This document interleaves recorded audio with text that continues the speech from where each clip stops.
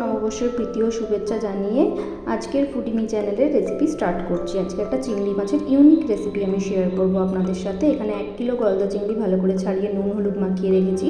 একটা বড় গোটা টমেটো আর একটা বড় পেঁয়াজ ডুমো করে কেটে রেখেছি।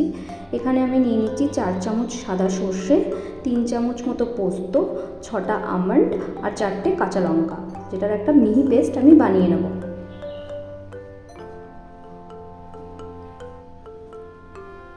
আমন্ড আপনারা চাইলে রাতে ভিজিয়ে রেখে খোসাটা ছাড়িয়েও নিতে পারেন। আমার প্রয়োজন পড়েনি, তাই জন্য আমি একটু ধুয়ে নিয়েছি। এদিকে আমার পেস্ট বানানো হয়ে গেছে। ওদিকে সর্ষে বাদাম পোস্তর পেস্ট, এদিকে টমেটো পেস্ট, এদিকে পেঁয়াজ পেস্ট। তাওয়া ভালো করে গরম করে 6 থেকে 7 চামচ মতো তেল দিয়ে নিলাম। এবার চিংড়ি মাছগুলো ভেজে নেব। গ্যাসটাকে লো ফ্লেমে রেখে চিংড়ি মাছগুলো হালকা বাদামি করে ভেজে নেব। খুব কড়া আমি সেক্ষেত্রে ভাজবো না।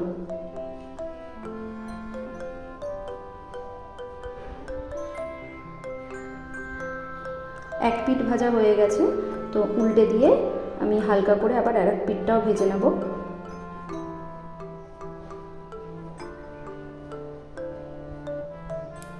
তো এই মাছগুলো তুলে বাদ বাকি মাছগুলো আমি ভেজে নেব। আর একটু তেল অ্যাড করে নেব, যেহেতু তেলটা একদমই টেনে গেছে চিংড়ি মাছের গায়ে।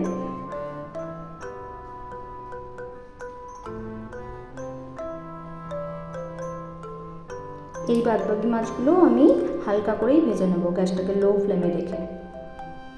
তো এই মাছগুলো তুলে নিয়ে সেম প্যানেই আমি রেসিপিটা করব। আমি আলাদা কোনো প্যানে রান্না করছি না। এই চিংড়ি মাছের তেলে রান্না করলেই স্মেলটা বেশ ভালোই হবে।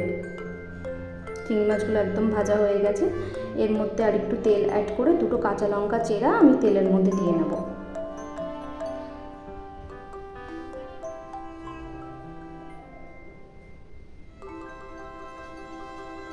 কাঁচা লঙ্কাটাকে একটু তেলের মধ্যে নাড়াচাড়া করে প্রথমে পেঁয়াজ পেস্টটা দিয়ে ভালো করে নাড়াচাড়া করে নেবো। আর একটু নুন অ্যাড করব, যেহেতু আমি সর্ষে পোস্ত বাটাতে একটু নুন দিয়েছিলাম, সেক্ষেত্রে এখন আমি নুনটা একটু কম দেব।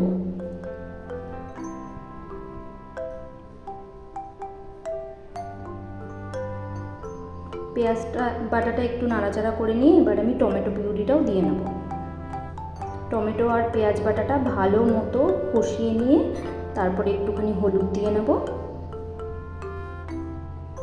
হলুদ দিয়ে ভালো করে নাড়াচাড়া করে এবার আমি যে সর্ষে পোস্ত বাদাম পেস্টটা বানিয়ে রেখেছিলাম, সেই পেস্টটা আমি দিয়ে নিলাম। যেহেতু আমি কাঁচা লঙ্কা দিয়েই বেটেছিলাম, যার জন্য আলাদা করে কোনো রকম লঙ্কার গুঁড়ো আমি আর অ্যাড করছি না। আপনারা চাইলে সেক্ষেত্রে কীরকম ঝাল খাবেন সেই অনুযায়ী অ্যাড করতে পারেন। বাটটা ভালো করে ধুয়ে জলটা দিয়ে দেবো। ভালো মতো এটাকে মিক্সড করে নাড়াচাড়া করে একটু ফুটতে দেবো।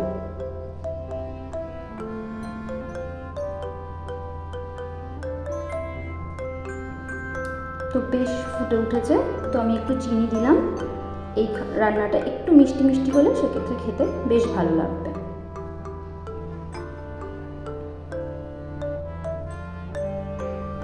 বেশ ভালো মতো ফুটে একটা গাঢ় ইয়েলো রঙ আসার পরে আমি ছোটো গ্লাসের 1 গ্লাস মতো গরম জল দিলাম, কারণ চিংড়ি মাছটা আমাকে খানিকক্ষণ ফোটাতে হবে।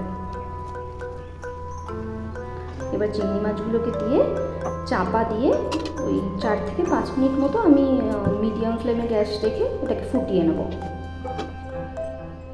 একদম হয়ে গেছে। এবার আমি এতে দিচ্ছি গন্ধরাজ লেবু পাতা ছিঁড়ে এর মধ্যে দিয়ে আমি এটা 2 মিনিট আরও ফুটতে দেবো। ব্যাস, তাহলেই রেসিপিটা রেডি। আর আমি একটা গন্ধরাজ লেবু 4 ভাগের 1 ভাগের একটুখানি রস এর মধ্যে দেব, যাতে ভালো মতো সেন্টটা আসে। তো এই রেসিপিটার নাম হচ্ছে গন্ধরাজ চিংড়ি।